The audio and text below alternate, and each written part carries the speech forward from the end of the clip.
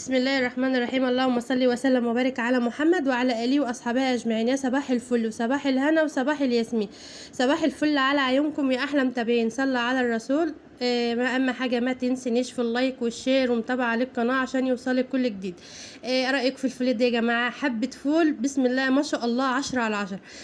اعمليه بنفس الطريقه اللي انا هعملها ديت والله العظيم هتعجبكم قوي. الفول ده يا جماعه دي تقريبا نص كيلو فول.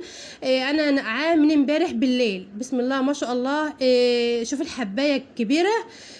بس لازم تنقعيه على بيات علشان ما يخرش منك ويبقى مكرمش كده ويبقى شكله مش حلو ومش هيستوي معاك. لا لازم تبيتيه في الميه لتاني يوم.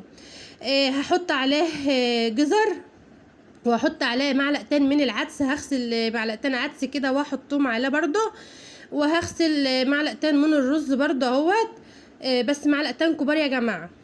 معلقتين كبار عدس ومعلقتين كبار رز. وهتحط برضو شويه جزر وهتحط حبتين من الفلفل. حابه تحطهم سبايس عادي ما انتش حابه انت وراحتك. بس ما تحطيش فلفل من مكبب حط ده. شفت الفلفل انا اسفه الفول اللي هو المكسر ده اللي بتحش القشر بتاعه من عليه اللي هو بنسميه هنا المدشوش.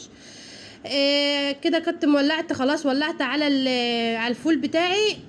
ما انتش عايزه الفول يسود منك ما تكشفيش عليه خالص ورب الغطا بالراحه زي ما انا عملت كده. وهتزوديه الميه دافيه لازم تزوديه ميه سخنه. بسم الله ما شاء الله. شوف الحبايه كبرت وبسم الله ما شاء الله مستويه ازاي. شوفوا عامله ازاي يا جماعه ولا مسود مني ولا اي حاجه عشان انا ما كشفتش النار عليه البتاع الغطا اسفه عليه. لازما توطي النار خالص يعني توطي النار يخليه لما يغلي الاول وقوم موطيه النار. شفت زي الشمعيه كده. وطي النار خالص يعني علشان ما يتحرقش منك. يعني تبقى واطي خالص خالص عشان الفول بتاعك ما يتحرقش. لازما توطي النار. اوعي تكشفي عليه ولا تقعدي تقلبي فيه. لا انت هتوربي الغطا بالراحه وهتبداي تحطي له الميه. انا زودته مرتين يا جماعه. انا زودت الفول ده مرتين بس لا استوى معايا بسرعه.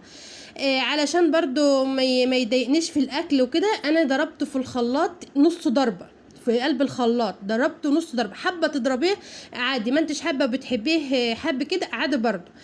انا كده عبيته في اكياس اللي هي الاكياس الصغيره ديت اللي هي بتاعه الفول والطماطم والحاجه دي. بسم الله ما شاء الله. شوف الكيس يا جماعه انا بجيب الكيس ده من بره. دلوقتي حاليا اقل حاجه 10 جنيه الكيس اللي هو ده. طب انا شوفوا بسم الله ما شاء الله نص كيلو فول اعمل لي كميه يا جماعه بسم الله ما شاء الله كميه حلوه قوي.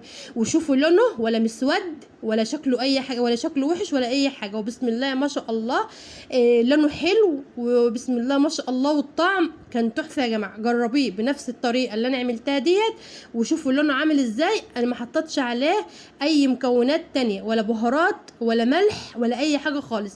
وقت التقديم وقت مثلا ما اجي هعمل الكيس من دوت ساعه مثلا الفطار. هبدا ان انا احط الفلفل والطماطم وكل حاجه عليه وبسم الله ما شاء الله. شوفكم